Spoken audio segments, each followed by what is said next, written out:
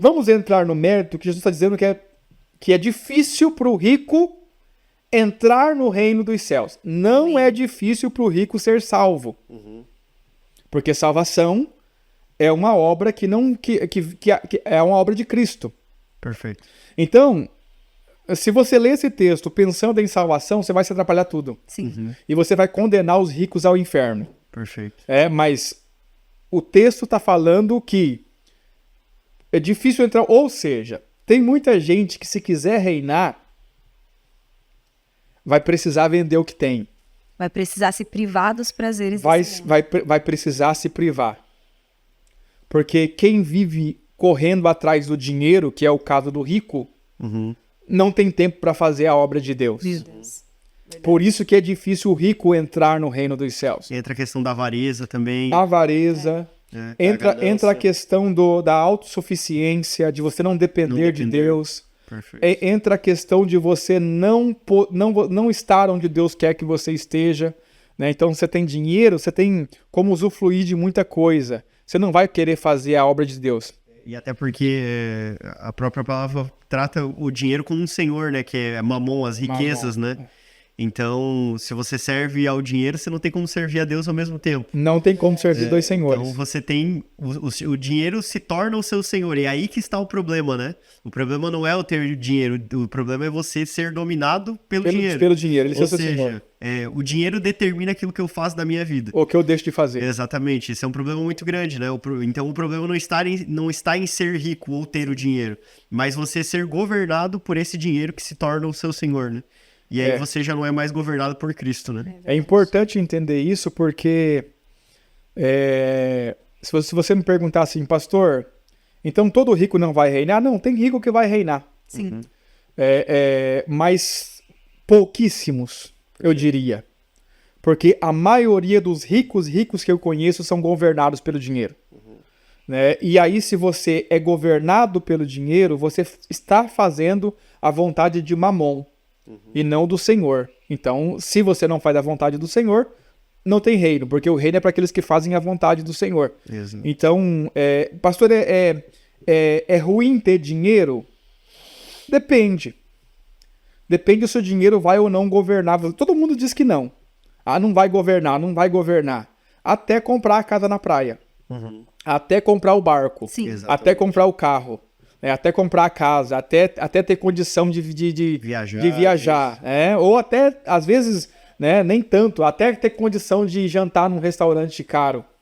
Porque daí deixa as reuniões da igreja para poder jantar, sair, passear, né, andar de... Então, ou seja, dificilmente um rico vai reinar. E se você está me ouvindo e você é rico, tome cuidado. Só vai reinar com Cristo aqueles que fazem a vontade de Deus. Se o teu dinheiro não deixa você fazer a vontade de Deus, você não vai reinar com Cristo. E todos aqueles que não vão reinar com Cristo serão disciplinados.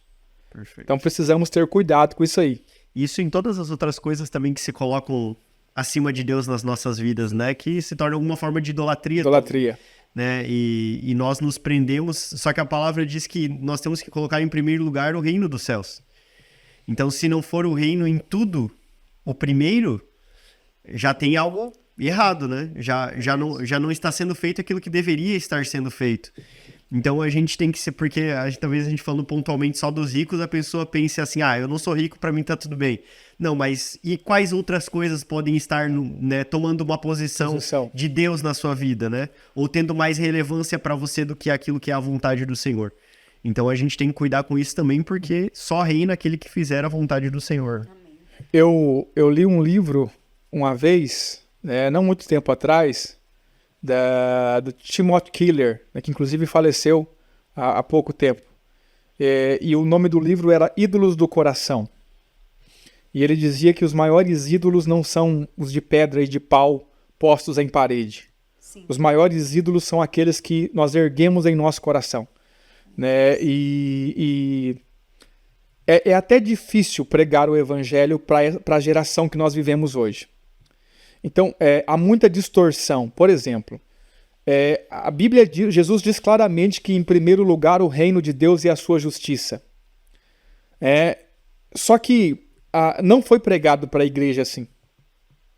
Então, inverteram a ordem. Por exemplo, a igreja aprendeu que a família vem em primeiro lugar.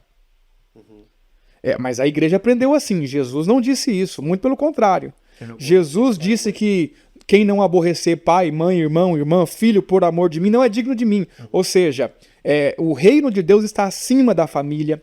O reino de Deus está acima da empresa. Pastor, eu não vou fazer a obra de Deus porque eu não tenho tempo por causa da minha empresa. Não, você está colocando a tua empresa em primeiro lugar. Perfeito. A ordem está invertida.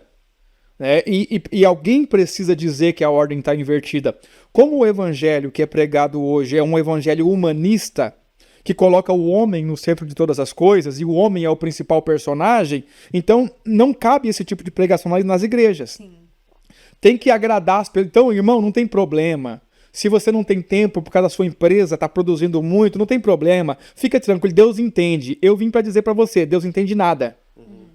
O reino de Deus precisa vir em primeiro lugar. Sim. Acima de todas as coisas. Nós precisamos compreender isso. Se nós não compreendermos isso, a gente vai inverter as coisas e o resultado é caótico. Como nós já estamos vendo, né? Um evangelho pervertido, caótico.